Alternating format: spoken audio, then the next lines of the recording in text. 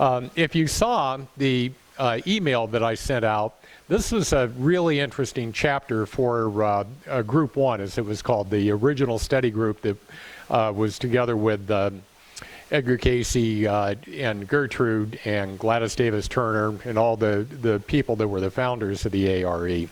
And in that group, once they got up to chapter 10, which is the cross and the crown and the search for God, they started to have some real conflicts. This is as nice a word as I can put. And there were really two reasons for this. One was they weren't all sold on reincarnation yet. Remember, this is kind of early on in being able to talk about it and the questions of all the spiritual information that was coming through, because almost 70% of Cayce's readings were on medical diagnoses and cures and therapies. So if you had that kind of a situation, you're saying only 30% of his readings had to do with spiritual information, and by nature, they did not really have everything coming together for them. They didn't have the Cayce database and the CD, DVD, CD-ROM, whichever, to be able to just go ahead and find out what he was going to say for the next 10 years, let alone the previous 15 that he had done up to that time. So they didn't really have this compendium or lexicon of information that we do today. So where I'm going with that is to let you know that they did not really have everybody buying into reincarnation, and that is a deal breaker for a lot of traditional Christians, born-again Christians. Remember that Cayce himself was part of the Disciples of Christ, which was a division of Church of Christ, and they're pretty hardcore, as far as the approach to Christianity and the way that they would look at things. So reincarnation and being able to accept that was one. The other one was even more interesting because it wound up being an angel by the name of Hilaliel. Have you ever heard this name, Hilaliel? And it was almost like somebody stood there at the door and knocked on Cayce from the other side and said, "Hi, I'm the angel Hilaliel, and I'd like to talk to you all. You have a great group going on here, and I'd like to be able to share my information with you." Now, part of the group was saying, "Sure, come on in. You're an angel. We'd love to hear what you had to say." The interesting part is some of them are like, "Aren't we already talking to the Christ consciousness through the Cayce source? Why is this angel coming along saying that he would like to share information? And so what's all of it? And do we even need him?" So they asked Cayce in a reading. And in the reading, he said, "Who is Hilaliel?" And he said, "He's an archangel. He's a very high-ranking angel." And he had a very interesting line that went along with that. He said, "But would make the way difficult."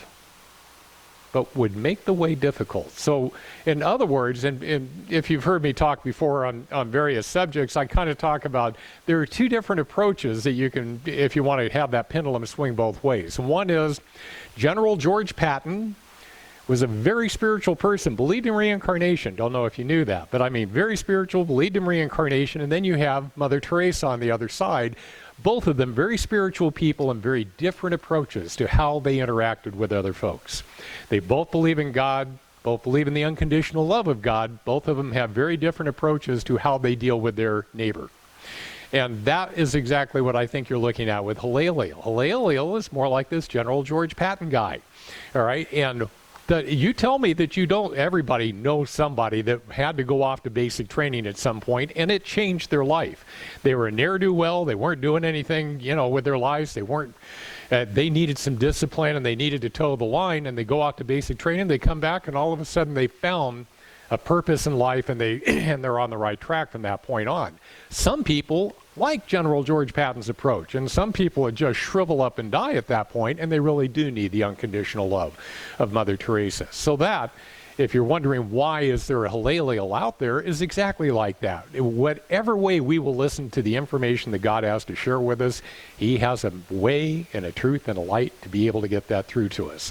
So that was what Hilaliel was offering, and the group wound up having Cayce and his wife and Gladys Davis Turner side on the side that said, we don't need anything more than communicating directly with the Christ consciousness. And so we would prefer to not invite Hilaliel. I mean, if Hilaliel has something he's got to share, he's going to share it. But we're not going to invite him to come in and take over this search for God material, as that is.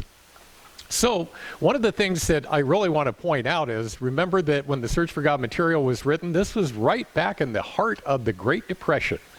And believe me, they had lost the Cayce Hospital. They were just foundering around, and frankly, Cayce felt deathly sick at that time, and in his own reading said, this soul is needed on the other side if you're not going to make use of him here.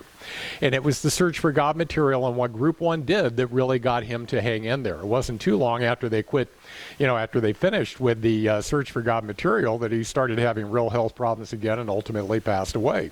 So this really was why he hung in there for another 12 or more years after the Cayce Hospital had shut down in Virginia Beach, Virginia. Now, what I'm giving you as a preface there has to do with the cross and the crown is going to come off really heavy. We understand the unconditional love of God much better than they did back then. And I'm serious, as you read it, they come in pretty hardcore at some point going, and we don't, how dare we even feel good about ourselves is kind of the way I'm going way off on the deep end there. But there's a lot of Old Testament kind of wording that appears from time to time in the Search for God material. And the cross and the crown is certainly one of those chapters that does that. All right, that has when you're talking about being nailed up on a cross on Mount Calvary, that's pretty heavy stuff. And then what's the crown all about? And so there is a optimistic way and a pessimistic way to be able to look at the material that Steve's going to present tonight. The thing that I would like to point out is that here's a couple of things in the Cayce readings. First of all, it's an adage, but it was also echoed in the Cayce readings. If you can laugh about something, you can heal from it. In fact, the way that Cayce puts it is to find the ridiculous in everything, so that you don't take everything too seriously. So if you can find the ridiculous in something, if you can find humor in it, I mean, how many times have we ever said to each other, one day we're going to look back at all this and laugh, all right?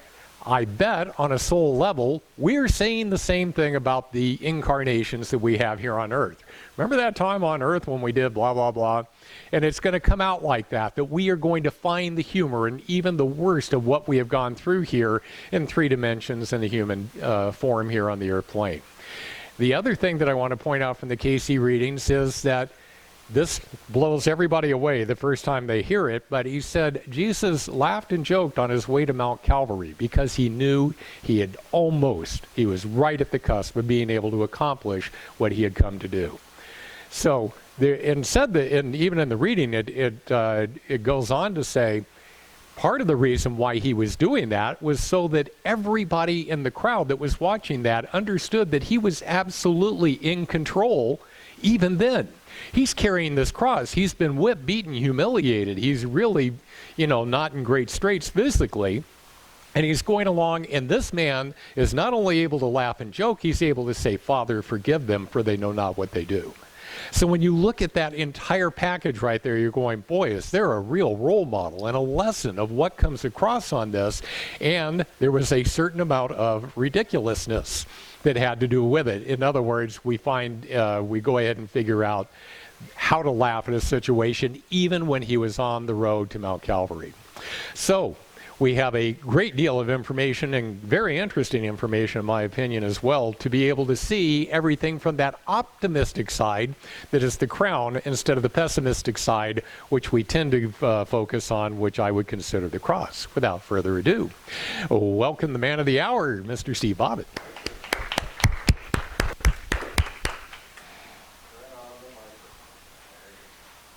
All right.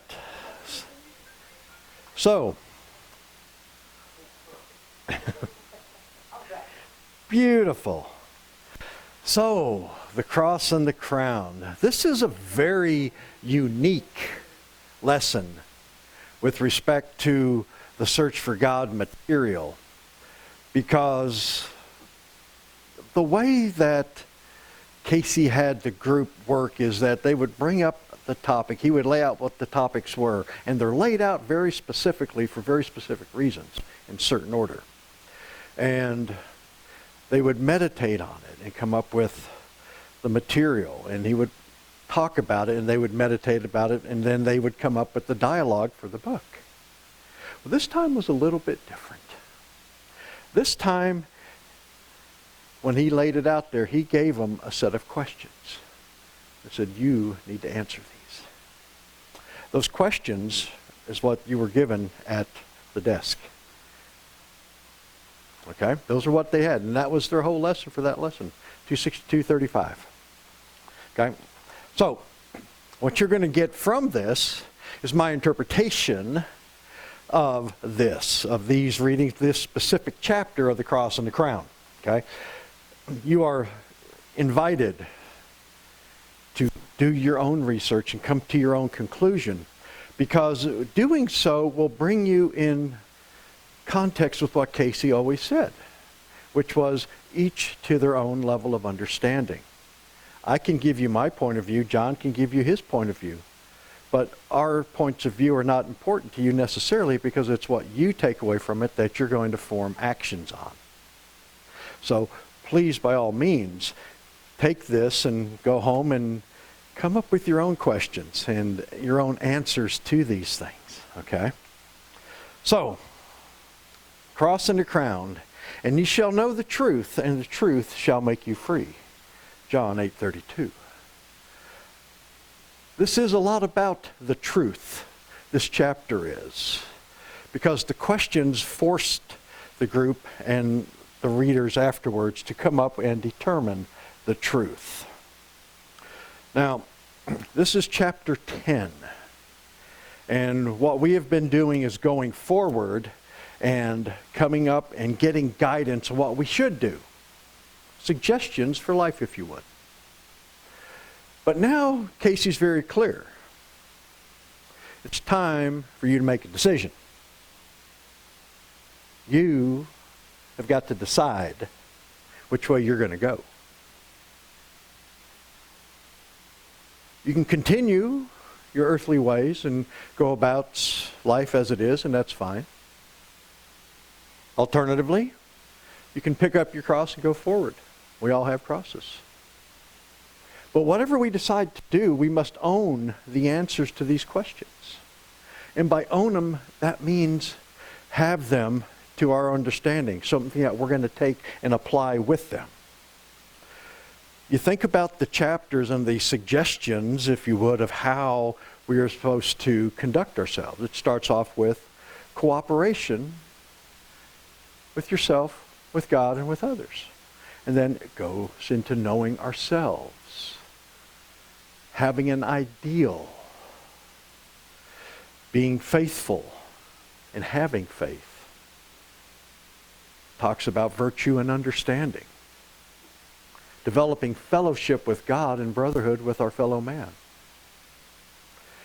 Patience. We all need some patience. It's one of the big lessons that we're here for. So that we can open the door. And when we open the door, then we can realize that we can be in His presence. Those are the first 9 chapters. These are what you need to do. This chapter, with those questions, forces a decision. Are you going to go with it, or are you going to continue to do more of the same? 262:34 was the first introductory reading to this chapter. 262 was assigned by Gladys Davis as all of the readings that were given for the Search for God material. This is number 34 in the series of about 130. In this reading, it says, as there has been presented in the lessons that which may be applicable in the thought and study through any activity of an entity, meaning all of the other stuff that we just talked about is germane to anything that you do, cooperation, faith, etc. So in the lesson, the cross, the crown, there is made the definite stand of the activities of an entity, that be you, that must come to stand as that which is first and foremost in the minds mentally, the mind spiritually of each entity. Phrased differently, it's telling us to put God first. We've got to make the decision, do we want to put God first, or do we want to put ourselves first? We've got to now walk the talk, so to speak. And he was very, very serious about this. Okay? So must the central theme, the basis of each individual's approach be not what is my cross, which is the usual first question in every material mind, but rather, how may I, with his aid, best meet my cross in my approach to the crown of righteousness? My cross, my approach. It's personal. My approach might differ slightly from your approach. So this is why he's forcing the group to start thinking about how are you going to personally and individually take action to apply that which you've been taught in the past. One of the questions came up to be this: why was it necessary that he, the maker of heaven and earth, should bear a cross? Okay, that's a fair question. He, though he were the Son, learned obedience through the things which he suffered. Phrased differently, he was disobedient. People don't think the soul of Jesus as being disobedient, but he was, as I will lay out shortly. Because this goes right into what John was talking about with respect to reincarnation. We know the soul as who manifested as Jesus, but what was he doing previously? The Cayce readings fill in the blanks for us, and there was a lot of it. Why did he come into the world as a man that he might bear a cross? Well, this is how we go into creation. This is creation. This is the short version here, okay?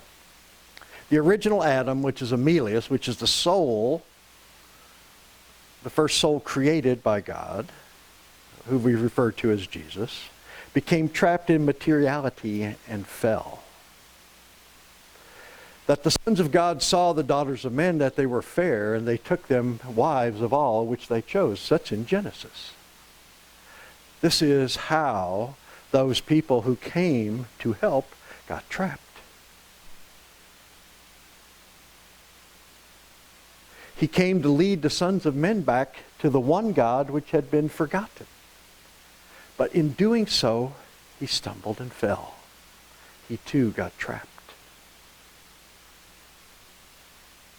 But it was through a series of lifetimes that he overcame. And then he set the pattern for us to get out through what we need to do. We overcome the world when we choose to live a blameless life like he did. That's the short version. That's from Emilius to Jesus to where we're at right now. So let's take it down a little bit deeper, okay? Let's go into creation according to Cayce as recited by Steve. Emilius, which was the first soul, was endowed with the free will and the creative urge of the Father. He had God powers, okay? Just like we do. He began to create companions, which are thought forms, okay? He was able to think of a holograph. He was able to think of these thought forms. And they were patterned after the creatures given life by God. So God had the earth. But now Emilius was using his free will and creative powers to develop thought forms, which were very similar in things that was already in existence by God. These were projections from the soul mind, which is the higher consciousness. Okay, we have our conscious minds, we have our unconscious mind, and the top part of our unconscious mind is our superconscious mind. This is the soul mind. This is what comes from God. And as these thought forms began to seek gratification of the senses, as did the physical creatures about them. In other words, these souls wanted to experience life down here in essential matter. They wanted to be able to feel and see and hear and taste, amongst other things. And then they ended up polluting the gene pool, so to speak, because now everybody else down here started to create bad behavior. And when that happened, they began to harden and seek physical forms through which they become more conscious of the activity of the physical senses. What you have before you is a hardened body. We are all hardened bodies. Consequently, we are acutely familiar with our senses of hearing and seeing and touching and smelling and feeling. What happened was through constant and repetitive behavior, they just wanted more, more, more. This is where addiction probably pretty much started. And this is why everything here will die eventually. Because what we're doing, they wanted more. They wanted to have it for themselves. And when they did this, what happened is that there was a disconnect between who was in charge. They forgot that, they were beings of God. And they just went on a full-blown frontal attack to do whatever it was that they wanted to in order to gratify their senses. This is our beginnings. Consequently, they become incomplete and unbalanced. These creations, mixtures brought discord and inharmony. What this means is that some of you may have read Plato or the Greek mythology, and you heard things about the centaur, okay? The horse, the bull with heads and a human body, the Sphinx, right? Our little friend with the horn on his head, the horse, right? All that, we can't see them anymore, can we? They're all gone. But Cayce says they were all real deals. This was how things became mutated in the beginning. And this is what our beginnings were.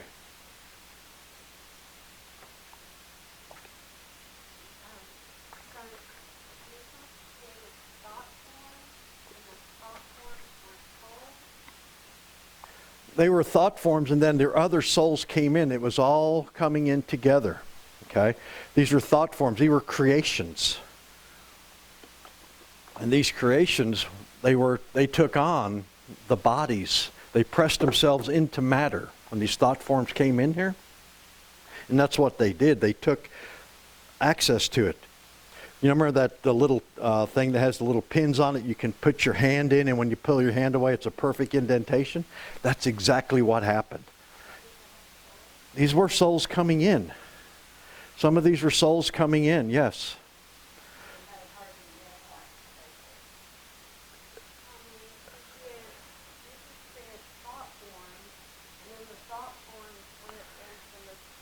They got into materialism, right? Right.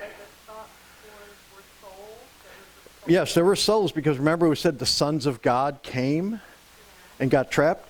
This is what happens. I'm going to come back to this in a minute. Okay?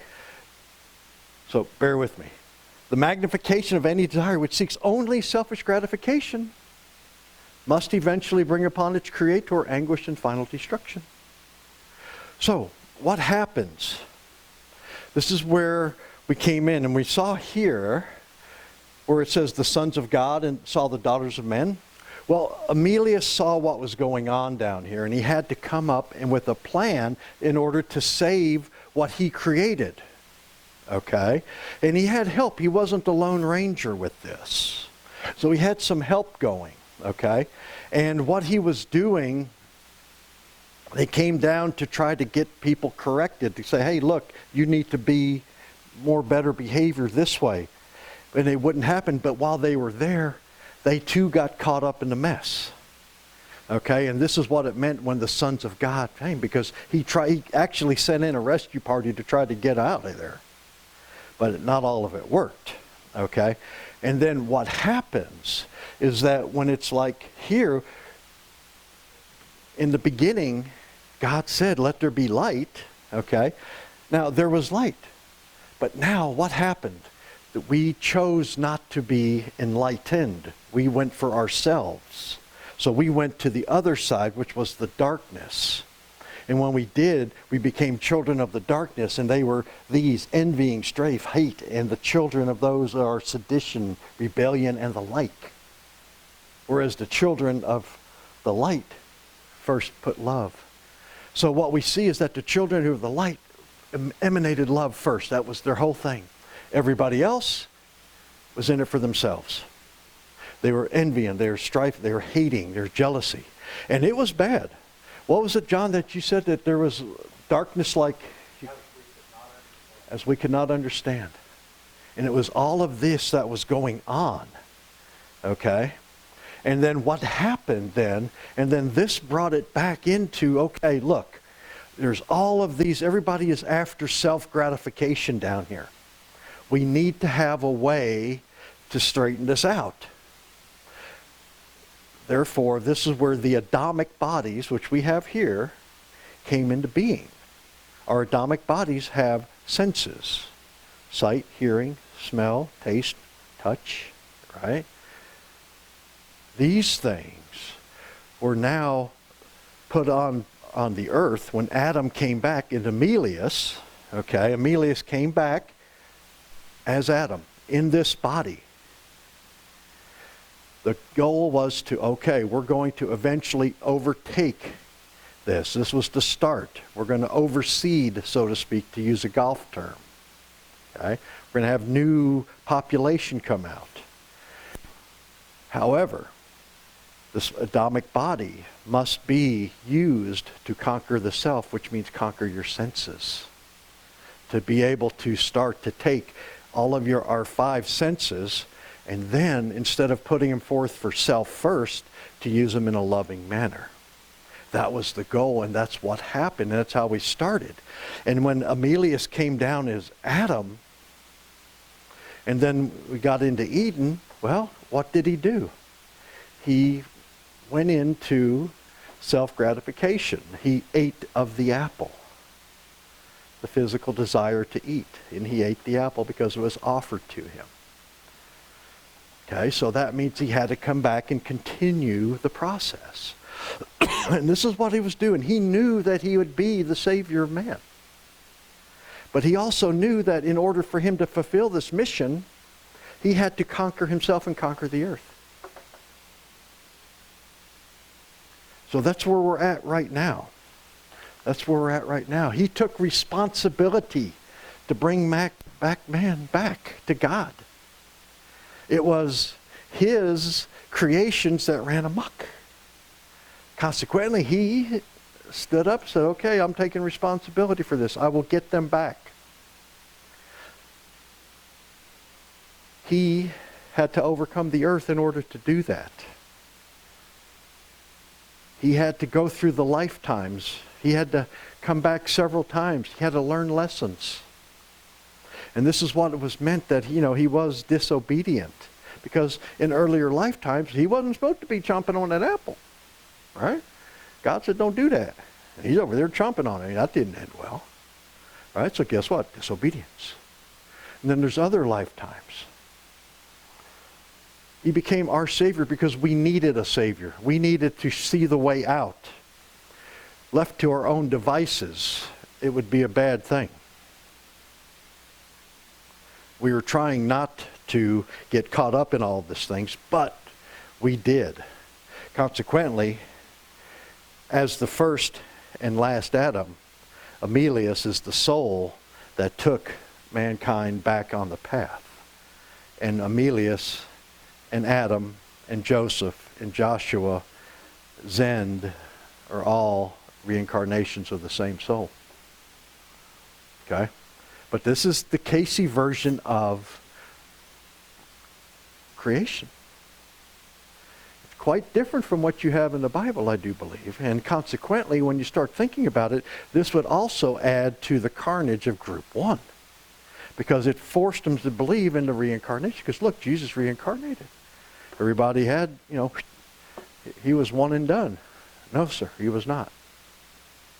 Not according to the Cayce readings. He was not one and done. He was about 30 and done. Yes?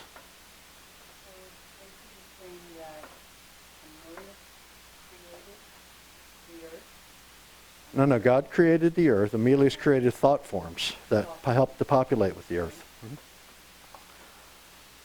Okay. So, hence the first Adam, the last Adam. was given power over the earth, and as in each soul, the first to be conquered was self. So he had to come down here and learn self-discipline, just as we have to learn self-discipline with respect to our sensual desires, sight, hearing, etc., as well as what everybody else thinks. Okay? But this is where it came out of. This is exactly where it was going with this. Okay? We are material beings. We have to conquer ourselves. Yes?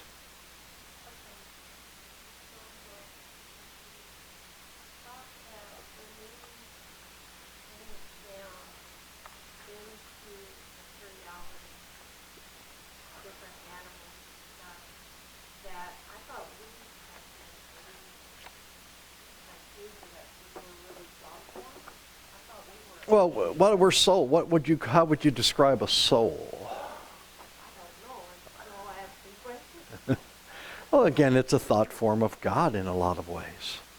And now, what Cayce also says is that before the earth was created, the fall had occurred. Meaning, disobedience. The thought forms that were created, even before the earth, were already disobedient before the earth was created. And then, consequently, because we had the free will, we were able to come down here because we wanted to. We weren't supposed to be doing the things that we did here.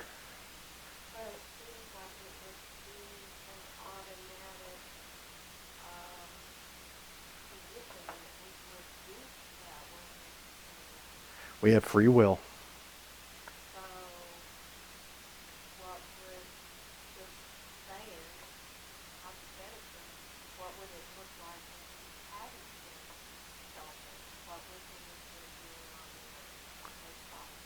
Well, we would probably be using loving thoughts and admiring and giving blessings to those who created such things. And then we would have the ability to go on and create our own things. Mm-hmm.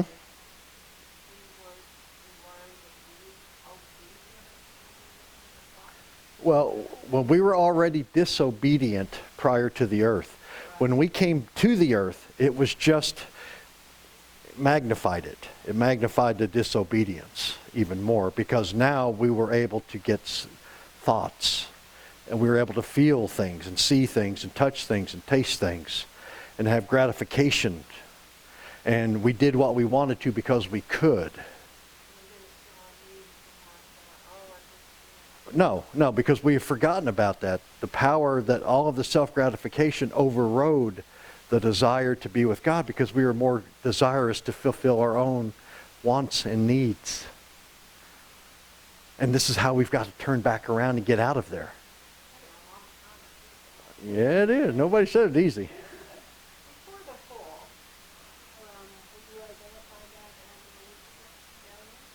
That could have very well been. That would be a good way to put it. That's consistent with what you may have read in the Bibles, yeah? That would...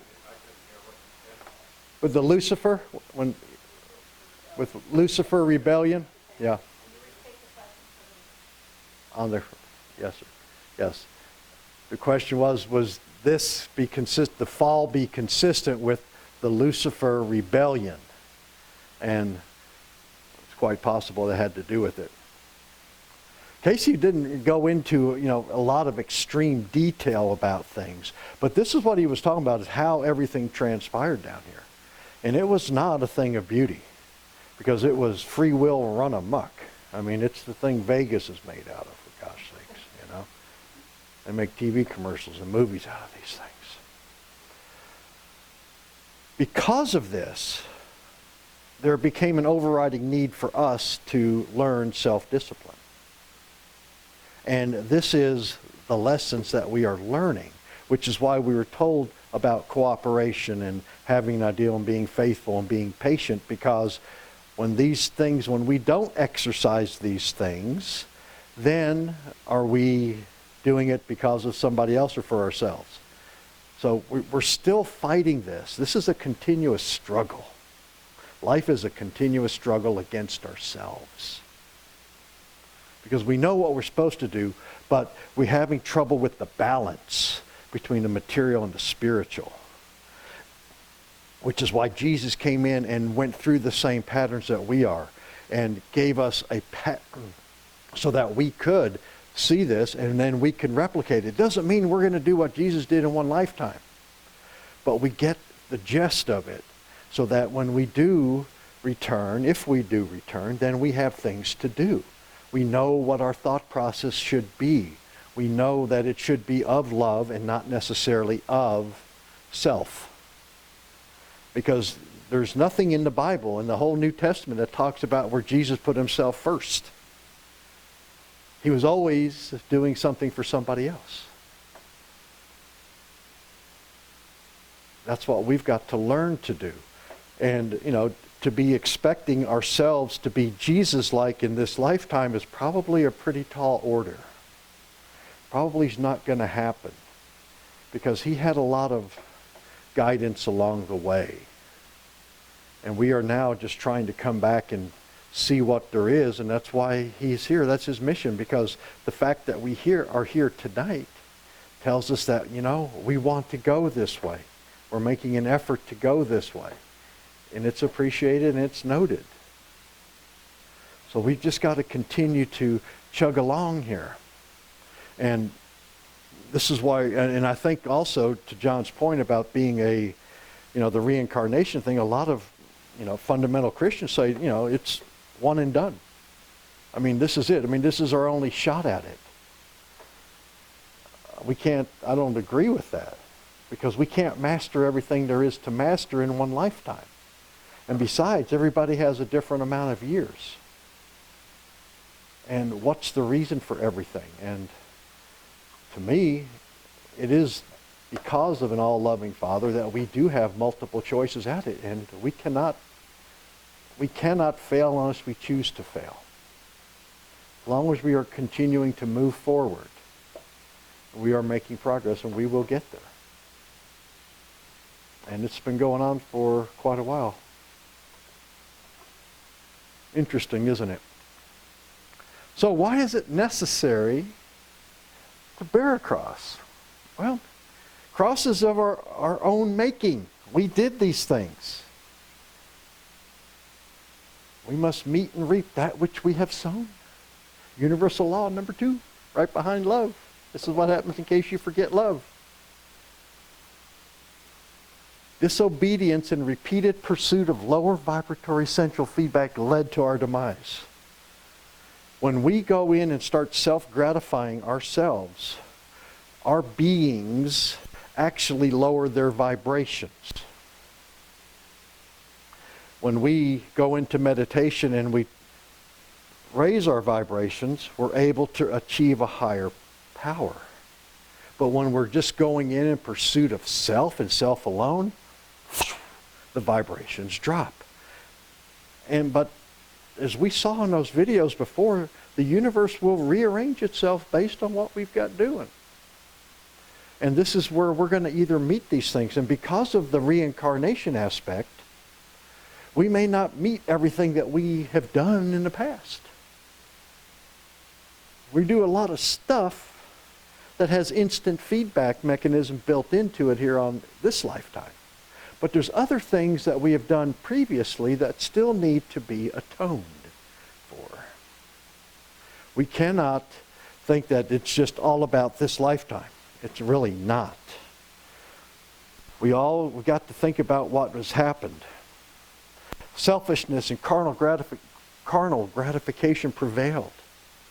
Everything was just about sensual gratification, the whole world. And that's why it was just people would kill and they would maim and they put themselves into these big, enormous, giant types of figures in order to have power over lesser beings so they could do what they wanted to do. And that's what was going on. And respecting, reaping what you sow, Joshua was an incarnation of Jesus also. Joshua was a warrior, was he not?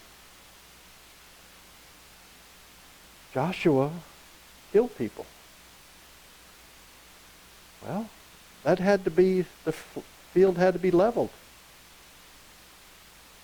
The field had to be leveled. Joshua didn't get killed in his lifetime, did he?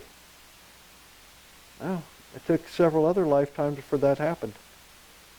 But it was the same soul that had to meet the same thing. Think about John the Baptist. The Cayce readings tell us that John the Baptist was a later incarnation of Elijah. Now, you remember in the Bible, Elijah was at odds with Miss Jezebel. And Elijah actually executed 400 of her priests. Well, Cayce readings tell us that the king's daughter or niece or whoever wanted John the Baptist's head on a platter. Remember that? Who do you think that gal was a reincarnation of? Jezebel. But he willingly killed 400 people because in order to nip the problem in the bud, as Barney Fife would say. Well, what happened to him later on? Off with the head. But who ordered it? Jezebel. Karma came into play.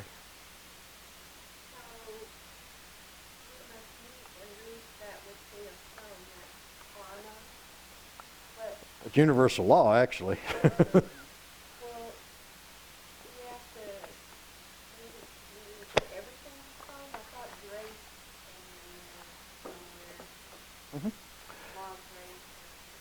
Mm-hmm.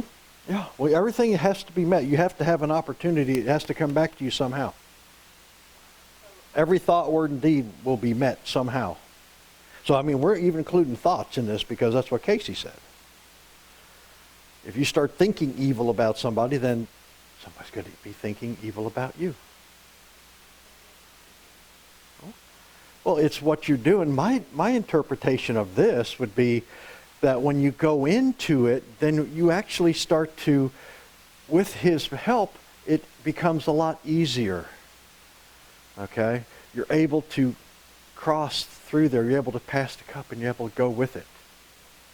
You know, you still have to meet it, but does it have to be as bad? And the answer is no, it doesn't. It doesn't. You know, if you do what's right and put forth the loving attempt when it's to try that matters, then you'll be fine with this. Ooh, this is a good lesson, isn't it? Yeah, yeah.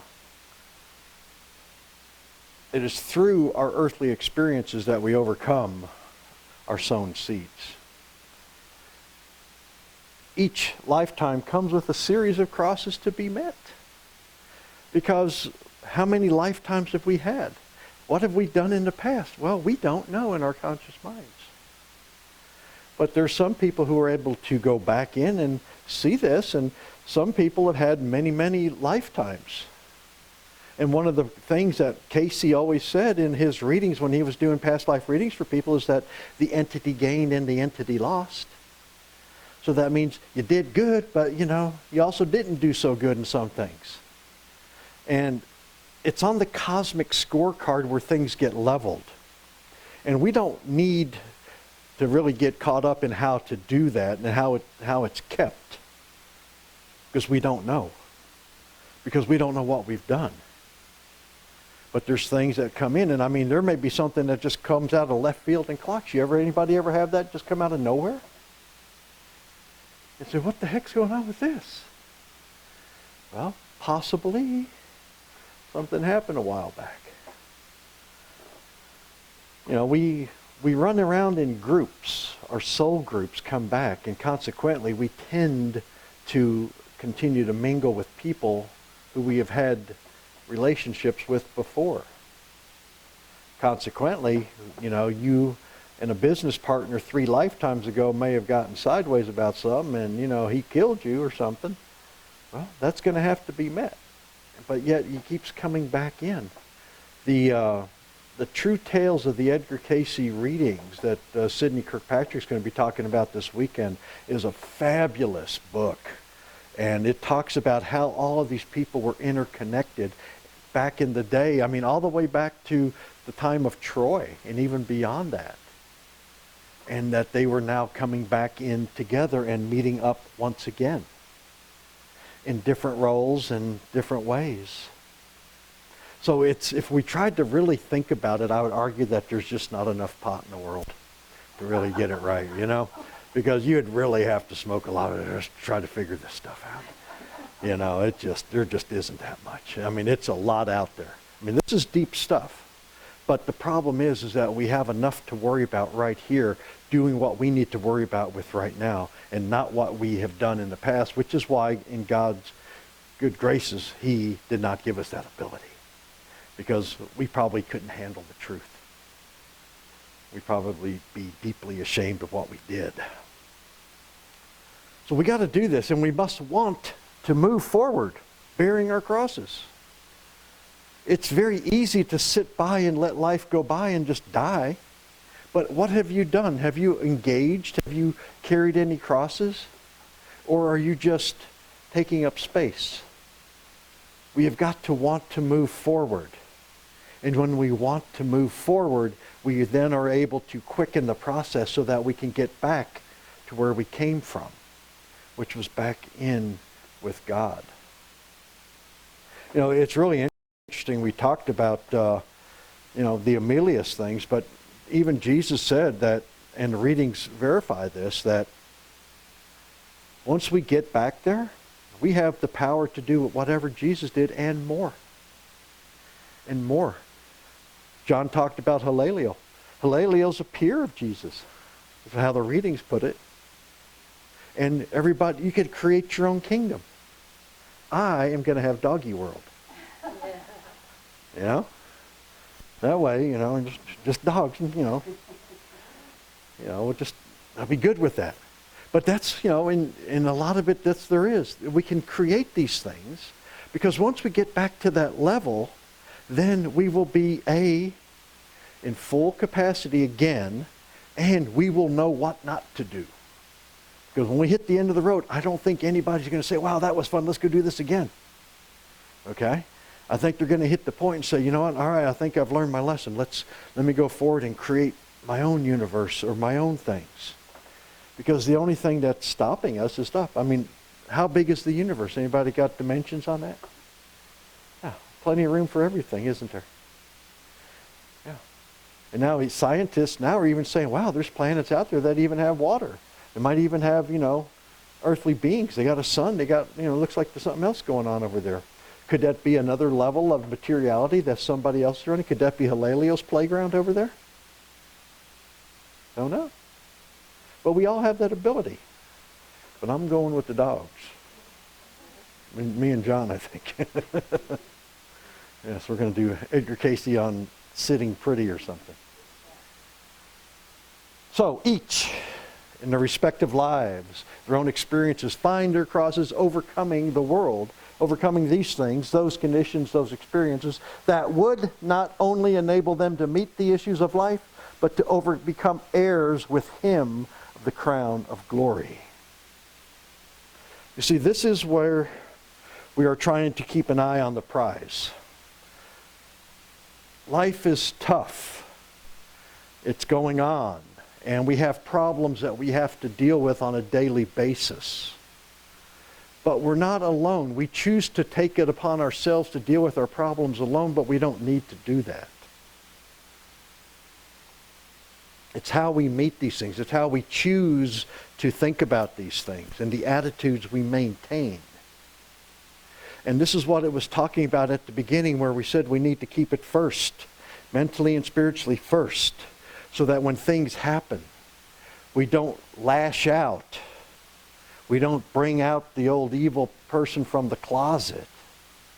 We meet the situation in a loving manner. Because when we do that, we actually defuse the situation and we get bonus points. Because now we are starting to overcome the urges to do something that was to our, not our best interests, okay? So this is what this is talking about. We've got to keep the eye on the prize, and this is where Jesus came back in as the pattern. You know, it's not like, what would Jesus do when we have these things, but rather, what would Jesus have me do? It's the correct answer. Because Jesus and you are probably not at the same level right yet. You know. Now, think about Kobe Bryant, and Michael Jordan. Everybody ever hear of those peeps? Yeah, basketball players, right? Jordan was the star. I mean, he was the bomb. He was probably one of the best players ever. But Kobe wanted to be like him. And what he did is that he didn't go over there and try to be like him immediately, but he found out, what is it that you do and how do you do it, was his question. And then Michael helped him. And he wanted to be the scoring leader, and by the time Kobe retired, I think he was number 3 on the all-time NBA scoring list. But if you go back in and you watch Kobe and you watch Michael Jordan, you will see that Michael Jordan set the pattern that Kobe came back and emulated almost identically. And even in the commentary of some of the professional sportscasters, they were saying that if you just changed the uniforms, you wouldn't know who was who. I mean, that's how much he did. And that, in a way, that's kind of what we are doing. And Jesus is our Michael Jordan. We want to do the things that he did. But we know that we cannot do it right now. But we could start practicing it, can't we? We could start practicing. And that's where we're at with this. It's pretty interesting if you think about it. Pretty deep subject, isn't it? Yeah. But else, which I've gotten before too, but not from her until just now. But anyhow. Okay, so why do we necessarily bear much that he bore, and yet say that when taking his yoke upon us, the cross becomes easy? Well, his purpose was to save mankind. Our purpose is to save ourselves.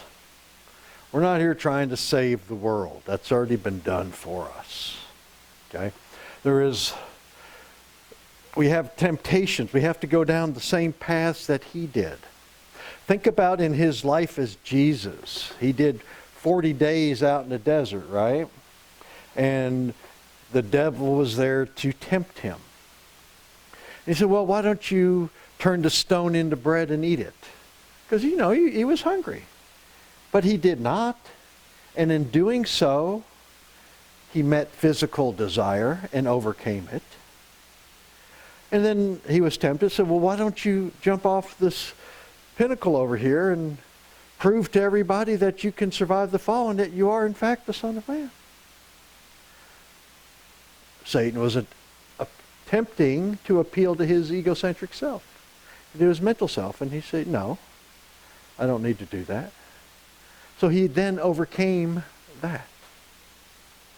And then the third trial was that he wanted him, well, why don't you bow down before me and I'll give you whatever you want. And this was the test of his spirituality. And he said, no, kings don't bow to princes. Because he is the king of this earth and Satan is the prince of this earth. And he said, we don't need to do that. So he overcame him. He was being tempted all the time. And he was always coming back with the same things that we do. We have to go down here. We're going to have temptation. We're going to have temptations that's going to challenge our physical selves, our spiritual selves, our mental selves. And it's going to be constant. It's going to be a constant barrage that we have got to continually defend off, which is what we need to put on the armor of God. But all of these experiences are necessary. We have to have these. By having this, then we kind of build up a resistance to it. It gives us the power and the knowledge to overcome. Now, I know in my personal life, there's been a lot of things that a lot of times I didn't overcome. But as I get a little bit older and semi-wiser, now things are not, I don't go down the wrong way as often as I used to, because I have knowledge and a little bit more power. And in order to do this, having an ideal that was founded in him is very, very crucial to me. And for my ideal, it's one of the first things that I say in the morning and one of the last things I say at night. It's constant reminder to myself of what I am supposed to be doing. And it is through this mechanism that I am able to put things first and foremost in my mind of what is important. Not what I would think would be important, but what I know is important. Okay?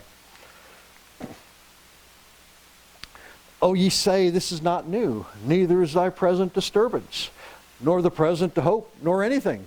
For even as he said, there is nothing new under the sun. What is, has been, and will be again. So everything that we are living, we may in man's consciousness say that, well, this is new. It's not. It's not a new development. There is nothing new. It's just a repeat of the same that's been out there. And this is why they tell us that history may not always repeat, but it does rhyme. There is nothing new out there. And this was proven even back into 12,000 BC once with the Atlanteans, the final destruction, and where everybody started to merge in out of the Caucasus Mountain region into Egypt. And there was a variety of people and beings. You had the Atlanteans who came out of the Caucasus region. You had people who were from down under starting to come up. You had the people from Nubia, which is Africa, and you had the Egyptian. Everybody was starting to come together, and they had to form a working society. And they actually pulled it off, and yeah, there was some problems, as there always will be when you're dealing with people, but they were able to kind of work their way through it. And it was in these readings that Cayce said, there is nothing new. So when we come fast forward 14,000 years, guess what?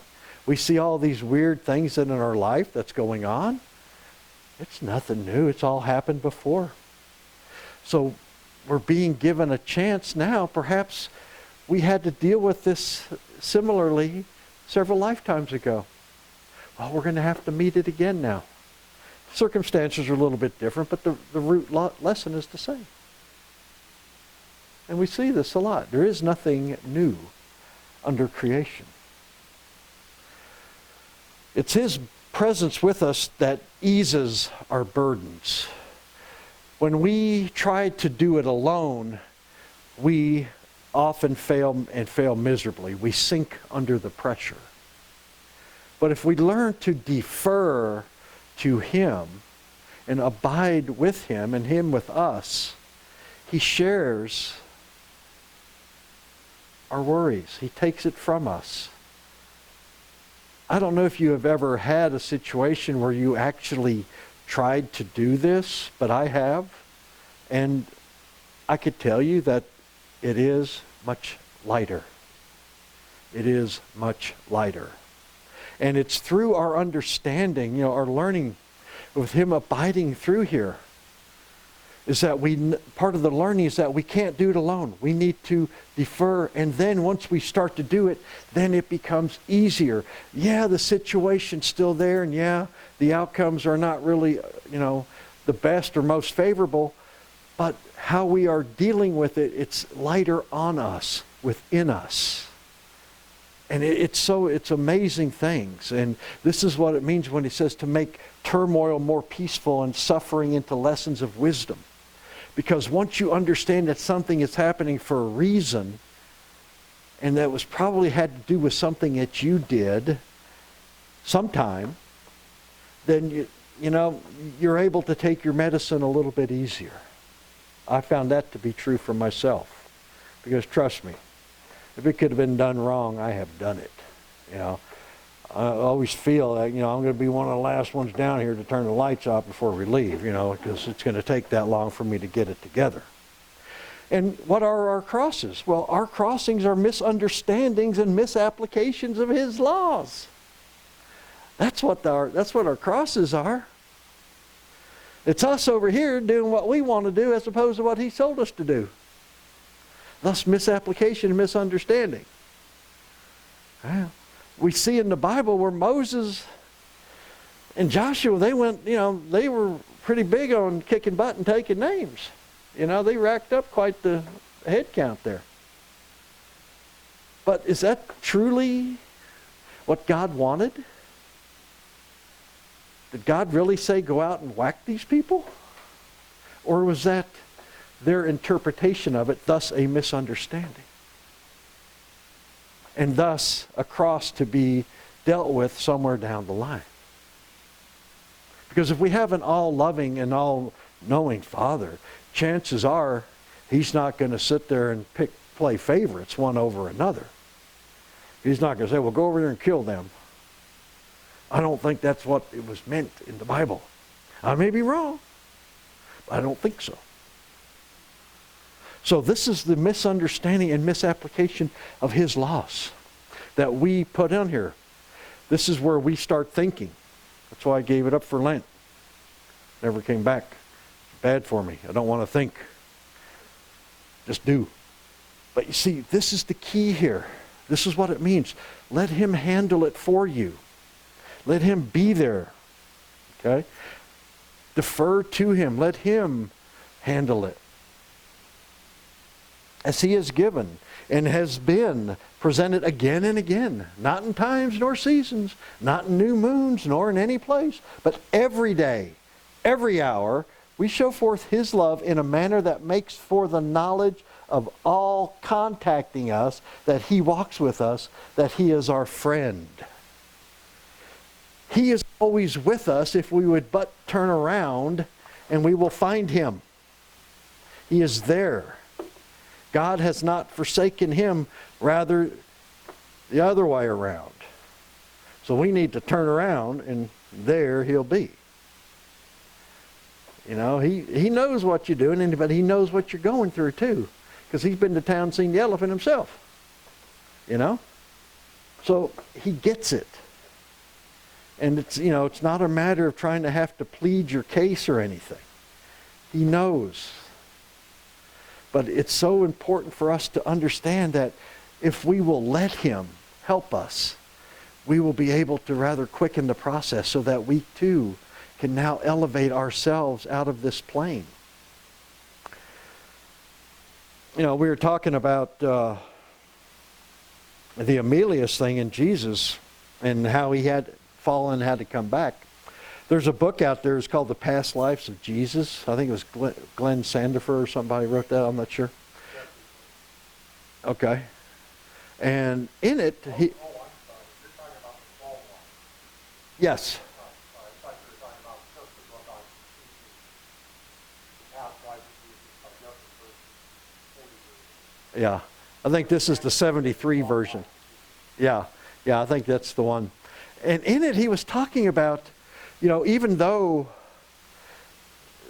Jesus overcame the earth, it was that he also went back to other levels and planes of consciousness to get back in the good graces of God on those levels.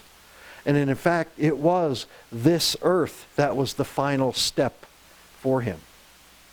He had already made peace in the other planes. He already got right with God there.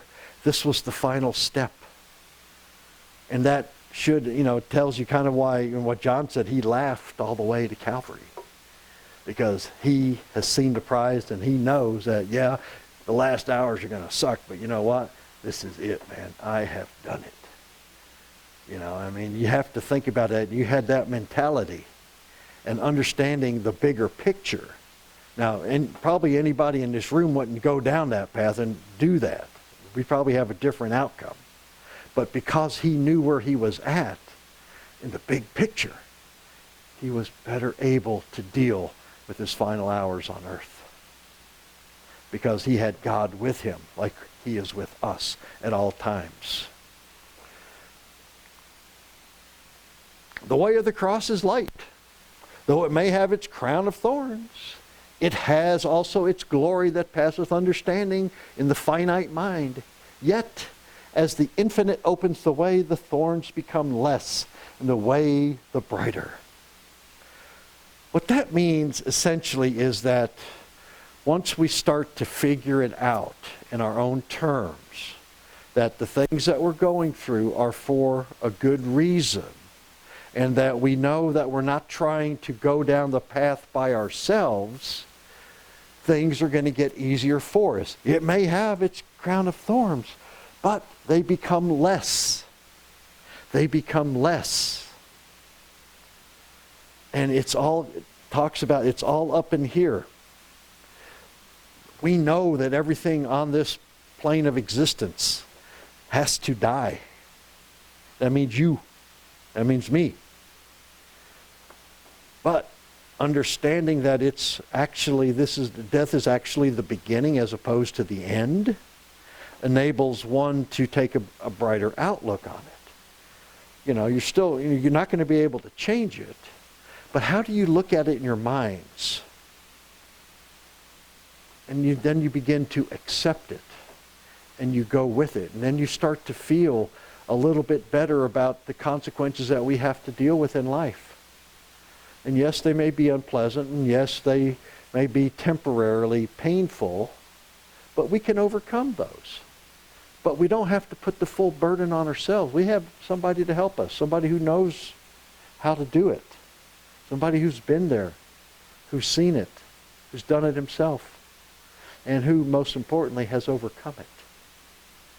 So he's got the secret sauce. We just need to, get close enough so we can get some secret sauce. Okay? I love this one. I came across this one. This is the best one that I think Cayce ever came up with. 16-year-old. Who will aid me most in my work in daily life? Answer, God. Very simple, very succinct, straight to the point. This is a 16-year-old girl who's wanting to go on in life. And she was looking for mentorship. And looking for advice and, hey, what's the best way for me to achieve what I want to do? God.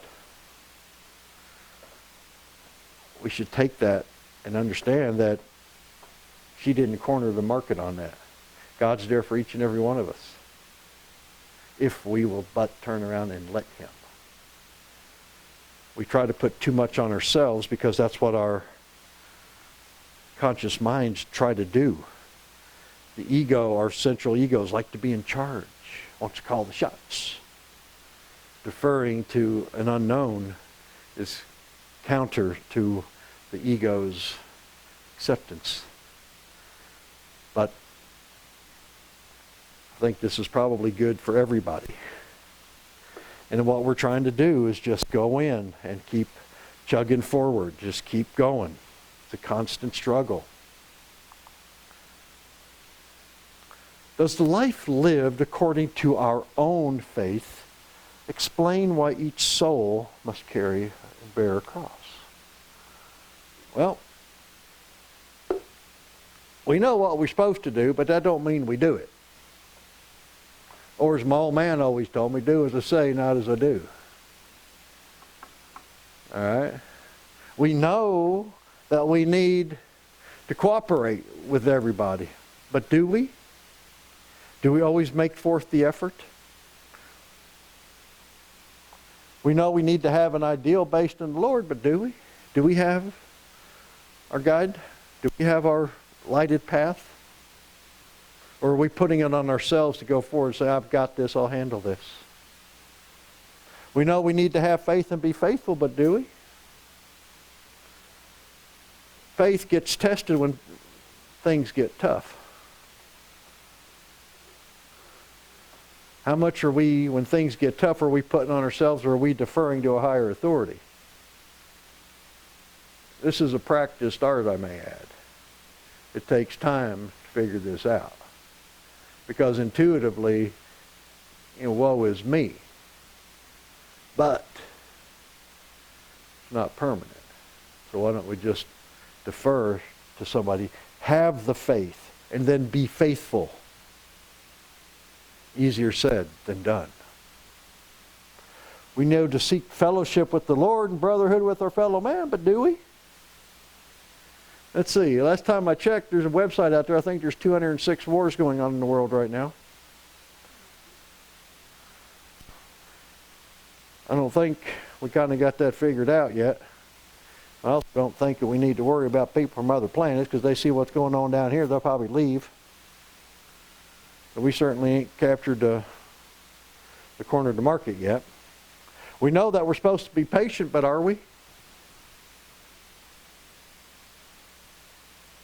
We know to do a lot of things, but do we? Or are we just part-timers? We do it when it's convenient for us, when it's our best interest. This ties right back to the first part, where it's got to be the first thought in your minds. The first fruit of the mind is God's way. This is God's way. This is what we are supposed to do. It's when we don't do these things that crosses start to appear. Troubles appear. Turmoil comes in.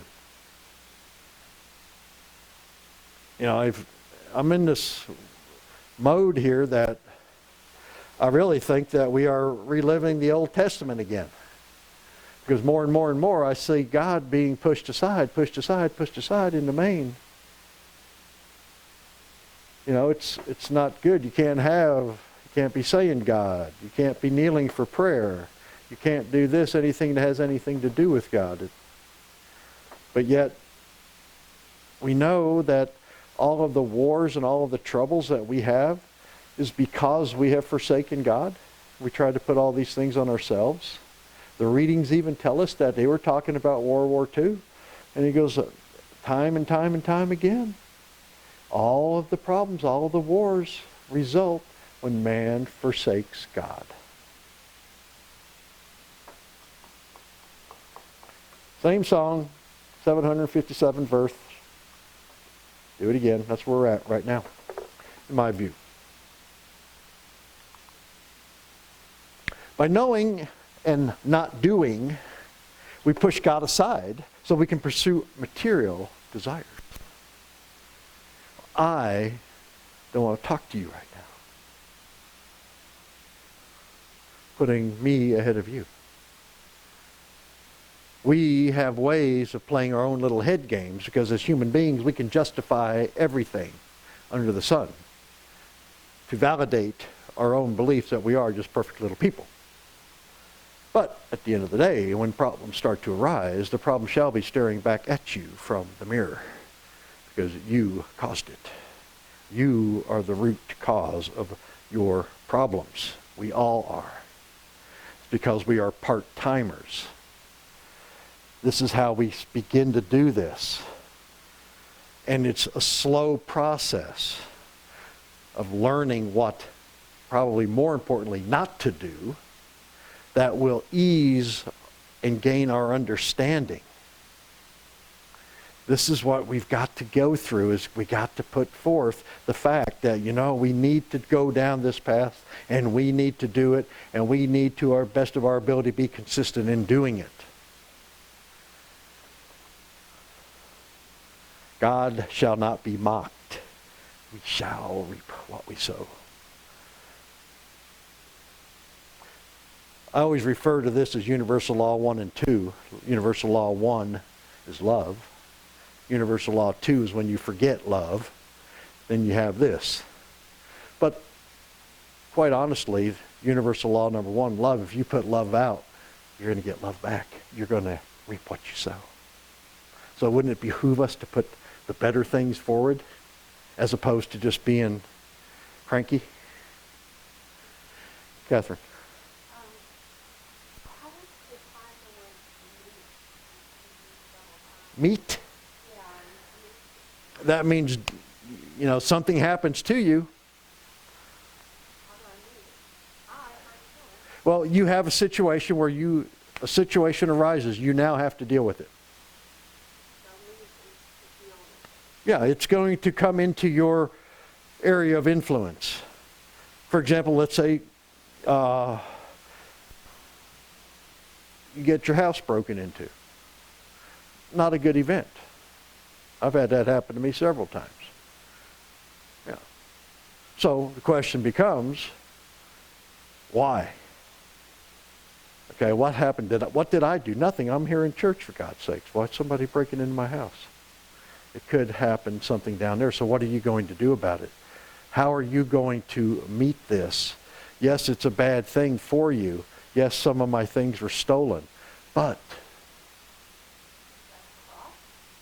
it could be, because how are you dealing with the material loss? Are you starting to think poorly about the person who did this?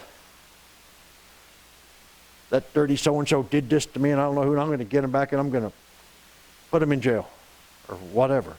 We have these circumstances, and it's all a matter of how we deal with it, is what's meeting with it. And we have a choice. We have a choice. And we can meet it with a loving attitude or a non-loving attitude, a selfish attitude. And that's what meeting is. You're going to come up, you have this circumstance, okay? It is what it is. What are you going to do? We have free will. We can do several things. Which is the best way for us to pursue it? Does that make sense with meeting it that way?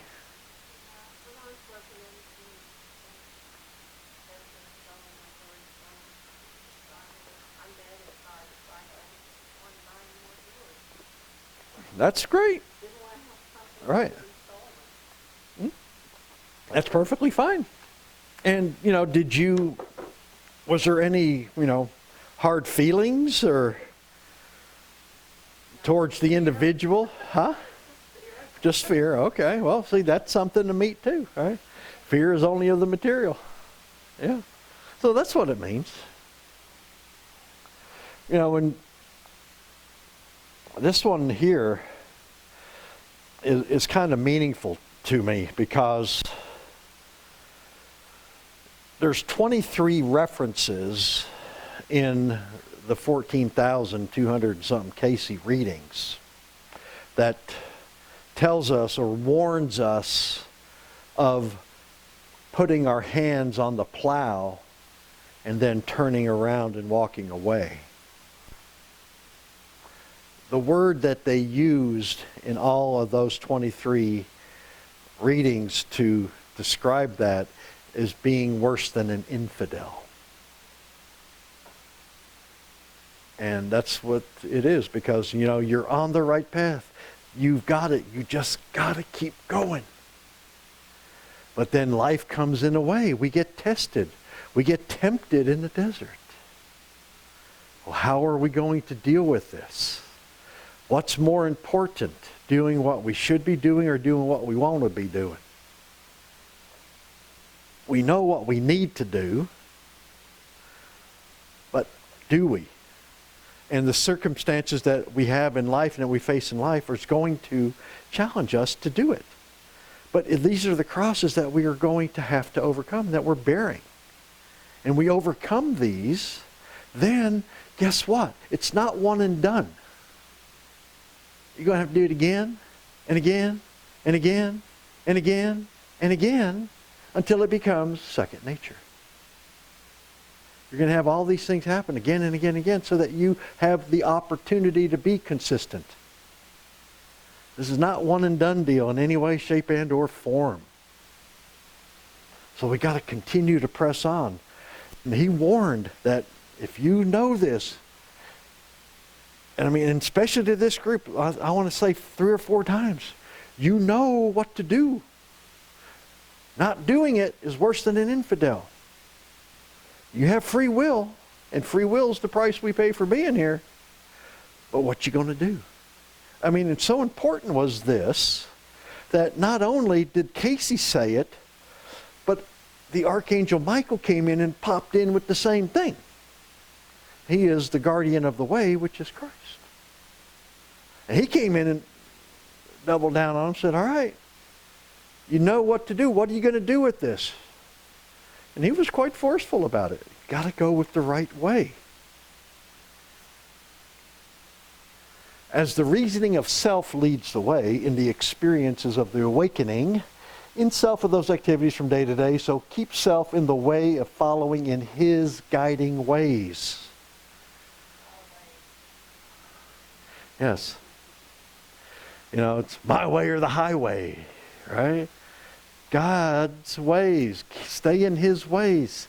He knows what's going on. He's been there. He's seen it. He knows what to do. He understands what it is. And we've got to know that it's with him. We got to be with him.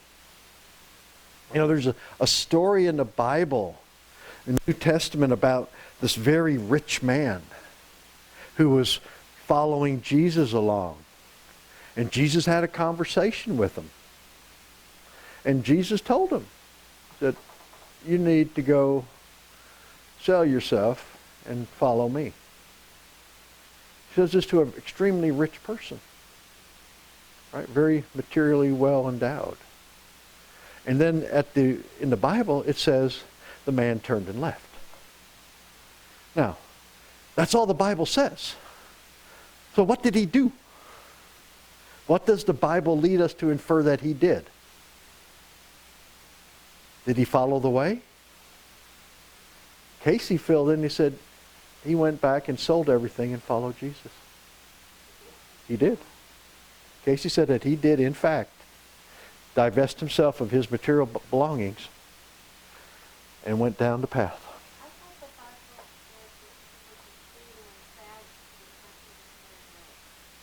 was Well, that was part of it, but Jesus told him what he needed to do, and he did it.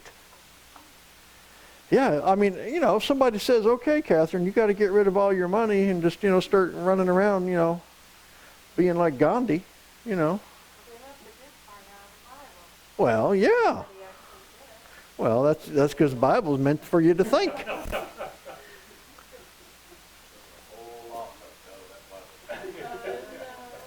But that's what happened. I mean, according to Cayce, that's what he did. He told him to sell everything, and he did. And then he went down the path. Yeah, you know. Does that mean that we need to go sell everything and go down the path? I don't think so. But this was what Jesus would have him do, and he told him that. Because remember, Jesus was probably the greatest psychic that ever walked the earth. He kind of had some, you know, insight here. So it's pretty interesting there.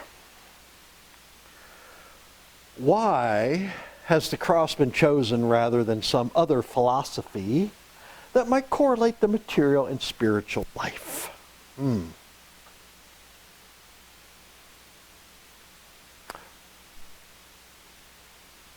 Being Christian is not cool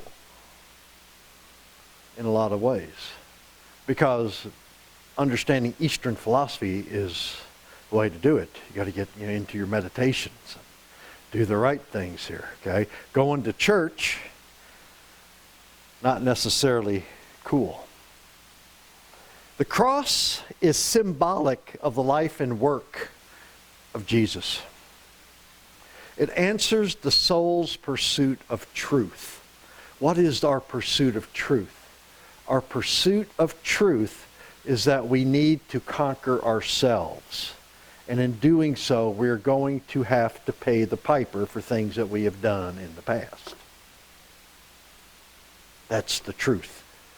But once we do, we grab the golden ring. It is universal in its appeal, yet personal in its application, which means, how do you choose to pursue the path individually is up to you. We know what Jesus went through and what he did. Other religions, philosophies, thought, point the way. Jesus is the way. He is the way because he conquered the earth. He conquered himself. We must conquer ourselves. He is the pattern. He is there for us. For indeed, in suffering the death on the cross, became the whole, the entire way, the life, the understanding, that we who believe on him may too have the everlasting life. Because what this says, if we believe and we do and we do what he did. We go down his way and eventually leave his life with respect to being loving first, unassuming second, and blameless third, then we too can experience the everlasting life that's put forth in religious doctrine. Marianne Williamson talks about the vertical and the horizontal from the cross, even what that symbolism means. Well, The linear, the linear touch on, you want to know what Cayce said? The crucifixion is emblematic of the death of the ego.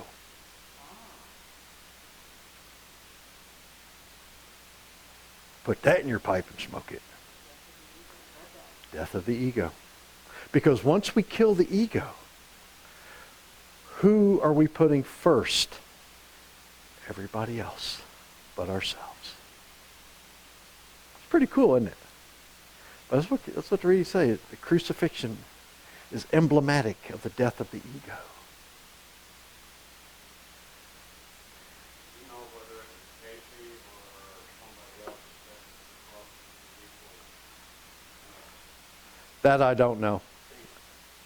Cayce said it to be a cross and the truth and spirituality as opposed to the Long, yeah. I haven't come across that one yet.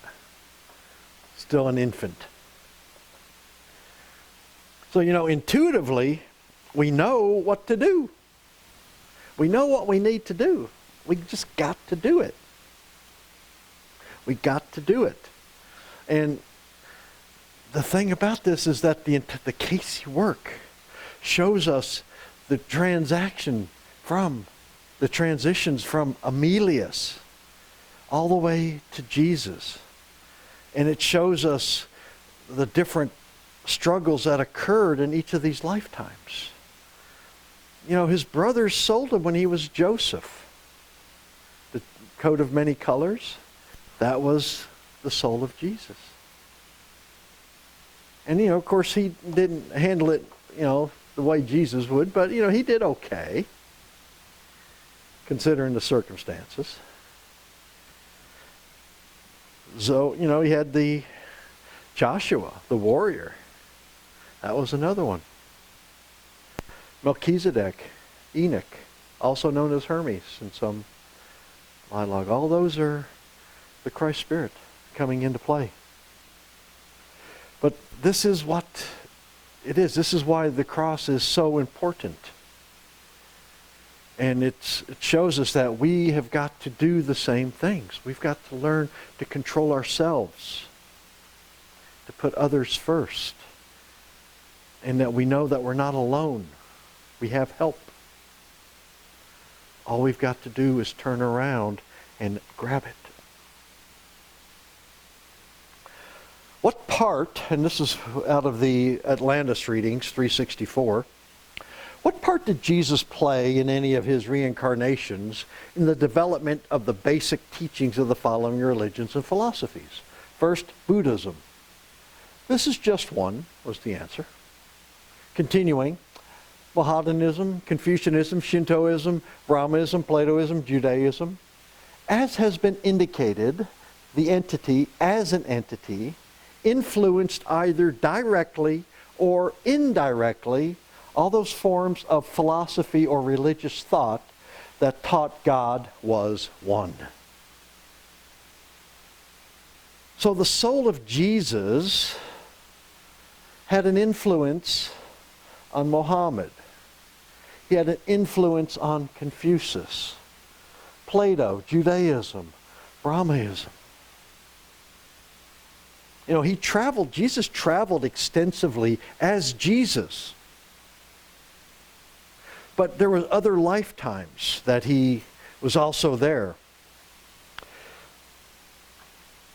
There is one that's thinly covered in the readings, and it was his lifetime as an entity named Zend. It may be Zen, it may be Sand. There was a lot of different variations of interpretation across history.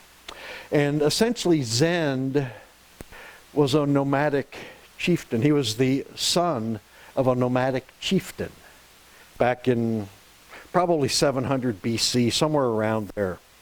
And him and his wife that produced him were later came to be known as Edgar Cayce and Gladys Davis. But he was the teacher. Zend was a teacher and an influence and a prophet. And his son was actually the one who started Zoroastrianism, whatever the heck you say it, Zoroastrianism. And it was another thought that's it was popular at the time, and once the Muslim uprising occurred back in around 600, 650 BC, they kind of wiped these people out.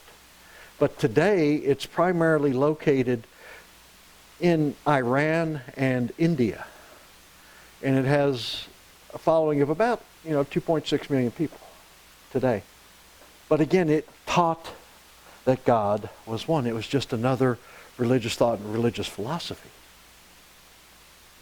That's pretty amazing when you think about that. I mean, he had his hand in there somehow. He had his hand talking to Muhammad and Confucius and Shintoism and, all of these guys. He was all coming in together. But it was all monotheistic. One God. God was one. There's only one. And all of the major religions of the world today have that thought. It are these various sects and whatnot that have, a lot of different things going. But the influence came from the soul that started out as Emilius and ended as Jesus. His hand is in there in each and every way, somehow, some way. And it's a matter that it doesn't so much matter what the religion is. Is it the philosophical thought of one God? And if that's the case, then you take that and how you apply it, how you choose to apply it, is what the key lessons are from there. Why is the cross the emblem of shame necessary for those who seek the crown? We know intuitively that we are guilty of being disobedient to God. We know this. We know it in our core. We know that our actions caused Jesus, a human being like us, to die a terrible death, because it was our actions that forced him to come down here and go through the things that he needed to do so that we would have the way out of here. And it is through our own personal guilt that we deem the cross to be shameful. We know it because we knew that it was because of us. And it mirrors the shame that we each have within us. We don't necessarily talk about it a lot, but it is there. And we also know that nature gives us reinforcement of this all the time. Because how many of you have seen videos of animals tearing each other apart? Doesn't that tug on your heartstrings? It does me. I really don't like that. And, but guess what? Did it have to be that way? Well, in the beginning, it probably wasn't that way. But it was when we started to come in here and use our free will or misuse our free will that maybe this is when animals started eating animals. Why would a loving God create animals to eat one another? Probably wouldn't. So we see this in nature time and time again. We have a beautiful flower and it dies and we're sad. Our puppy dog dies.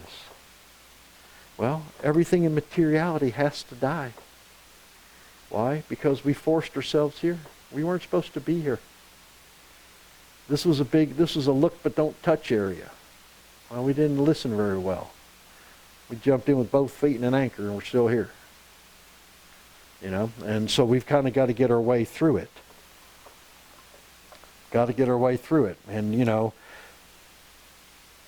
go through the Passion time around Easter, or watch the movie The Passion of Christ, and, probably not a fun movie. Doesn't bring back fond memories. But we know that deep within us, somehow, some way, that each of us played a part in that having to play out the way it did. The shame is not permanent. It's through humility, suffering, patience, love, and forgiveness that we grow. You've got to remember that it is the darkest before dawn. And as we grow by bearing our crosses and overcoming step by step, precept by precept, day by day, that the shame begins to transition away and turns into joy. Because now we are able to do it. We know we're going in the right direction. We're doing the things that we know we need to be. And we're actually honoring Jesus by doing this. Because he suffered for us. And he is the way. And if we do what we're supposed to do, he's not expecting miracles out of us, by the way. He just wants to see the effort. Are you trying to do this? And once we do that, then we, step by step begin to transition into the joy. And it is a wonderful feeling. In the study, in the thought, this is found to be experienced by all, that there was the necessity for man's understanding, for the entering in of the Son of Man, and that the cross becomes the emblem of him who offered himself of himself. We were too dense to see it at that time. He had to come back in and do it for us. We were too caught up in ourselves, in our self-gratification episodes. We did not have the understanding. He had to come back in and show us. And he did a marvelous job. Now we have got to take up the cross and motor on. Then, finally, we will get the crown. We will finally get there. If we do what it is that we are supposed to do, we will get there. By bearing our crosses, we complete our work and finish the race. We made it. With him, we have participated in the redemption of mankind.